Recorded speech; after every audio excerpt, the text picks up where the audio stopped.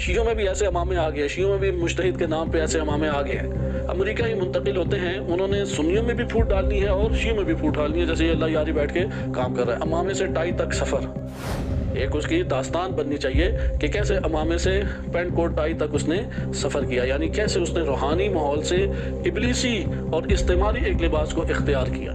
اور اب شیعوں میں کیسے پھوٹ ڈالنی ہے مجتہد اور اجتہاد کا، اس تمسخر اڑانا اور انکار کرنا۔ اس لیے وہ شیعوں کو لڑانا چاہتا ہے، کیونکہ ہر وہ کام جو یہودی چاہتے ہیں، صہیونی چاہتے ہیں، وہ انجام دے۔ اس لیے ابو سفیان اگر بات بیان کرے اور امیر المومنین علیہ السلام کو ابھارے کہ دیکھو خلیفہ اول نے تم سے خلافت چھین لی ہے اور میں تمہارا ساتھ دیتا ہوں، ہمارا قبیلہ تمہارے ساتھ ہے، لشکر لے کے نکلو، تو علی بن ابی طالب سنیں گے ابو سفیان کی؟ تاریخ آپ اٹھا کے دیکھیں، ابو سفیان کو سخت جواب دیا امام علی علیہ السلام نے، اور تعبیرات اس طرح سے وارد ہوئی ہیں کہ تم کب سے اسلام کے دل خواہ ہو گئے ہو، کب تمہارا دل دھڑکنے لگ گیا اسلام کے لیے۔ لہٰذا اگر خلافت کا مسئلہ سفیانی روپ میں دھار کے بیان کیا جائے عالم اسلام کے اندر، شیعہ کو سننے کی ضرورت نہیں ہے۔ وہ خلافت کا مسئلہ، وہ فدق کا مسئلہ، وہ شیعہ سنی مسائل کا مسئلہ، وہ پرانے اختلافات کا مسئلہ سمجھ جائے، یہ سفیانی سازش ہے جو عالم اسلام کے اندر روپ دھار کے آئی ہے، اور نام نہاد طور پہ وہ آپ سے کاملاً آپ کے موافقت کا اظہار کر رہا ہے، آپ سے اپنے دل اور قلوب کی یکجا ہونے کا اظہار کر رہا ہے، اسی لیے طرح اللہ یاری بیٹھا ہوا ہے۔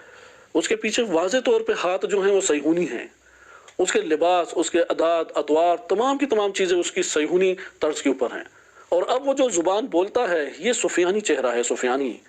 اس لیے شیعہ نے حیدر کرار کبھی بھی سفیانیوں کے چنگل میں نہیں آتے، ان سے دھوکہ نہیں کھاتے۔ اس لیے ہمیں اس در بیدار ہونا چاہیے کہ ہر کوئی فدق کا مسئلہ اٹھائے یا خلافت کا مسئلہ اٹھائے یا صحابہ کا مسئلہ اٹھائے، شیعہ کو اس کی طرف جھک نہیں جانا چاہیے۔ یہ سیرت امیر المومنین علیہ السلام نہیں ہے۔ امیر المومنین علیہ السلام کی سیرت اس وقت یہی تھی کہ دین کی بقا کس میں ہے اور اسلامی معاشرے کی سلامتی کس میں ہے، ان دو کو مد نظر رکھتے ہوئے امام فرماتے ہیں کہ میں نے اپنے حق کو لٹنے دیا، میری آنکھوں کے اندر تنکے پڑے ہوئے تھے اور گلے میں گویا کہ ہڈی پھنسی ہوئی تھی، یعنی یہ اندر سانس گھٹ کے جیسے رہ جائے، یہ کیفیت تھی۔ وَإِلَّا امام نکل کے قدم اٹھا سکتے تھے۔ لہٰذا اب دو حمایتی ہیں امام کے، ایک وہ ہیں کہ جن سے امام بیعت لینا چاہ رہے ہیں، وہ بھی آتے ہیں اور کہتے ہیں کہ ہم خلیفہ اول کی خلافت کے قائل نہیں ہیں اور آپ کا ساتھ دیں گے، سلمان ہیں، ابو ذر ہیں، مقداد ہیں، عمار ہیں، ایک تعداد ہے، لمبی تعداد ہے۔ اسی طریقے سے مد مقابل دوسرے ہے سفیانی حمایت بن کے آ جاتے ہیں۔ ابو سفیان وہ حامی بن کے امام علی علیہ السلام کے پاس آیا، اس نے خلافت کا مسئلہ پیش کیا، نبی صلی اللہ علیہ وسلم کی روح سے امام علی علیہ السلام کو خلیفہ قرار دیا۔ یہاں پہ اگر آج کے دور میں بھی سفیانی اگر ہاتھ آئیں اور یہی موضوعات اٹھا کے تشیع میں پیش کریں، شیعہ کو دھوکہ نہیں کھانا چاہیے، اسے کہیں کہ تمہارے عزائم ہم جانتے ہیں، ہمیں اپنے دین اسلام کی بقا، اسلامی معاشرے کا اتحاد اور اسلامی معاشرے کی سلامتی پیش نظر ہے، جو کہ امیر المومنین علیہ السلام نے ہمیں درس دیا ہے۔ وَإِلَّا اختلاف پہ سودا نہیں ہے، اختلاف ہے، وہ دلائل کی زبان چلتی ہے لیکن سازش کی زبان نہیں چل سکتی۔ اس لیے ان دونوں کی زبانوں میں زمین آسمان کا فرق ہے۔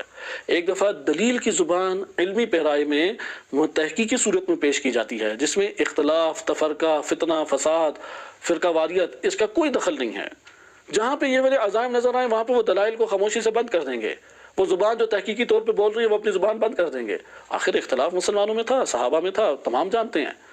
بس دلیل کی اور تحقیقی زبان اور سازشی زبان، ان دونوں میں فرق کرنا ضروری ہے۔ جناب سلمان و ابو ذر، جناب کمیل و مالک، ان کی زبان تحقیقی زبان ہے، دلیل کی زبان ہے، ان کی زبان سیرت امیر المومنین علیہ السلام میں ڈھلی ہوئی زبان ہے، اس لیے وہ موقف اور وہ روش اور وہ قدم اٹھاتے ہیں جو امام علی علیہ السلام نے اٹھایا۔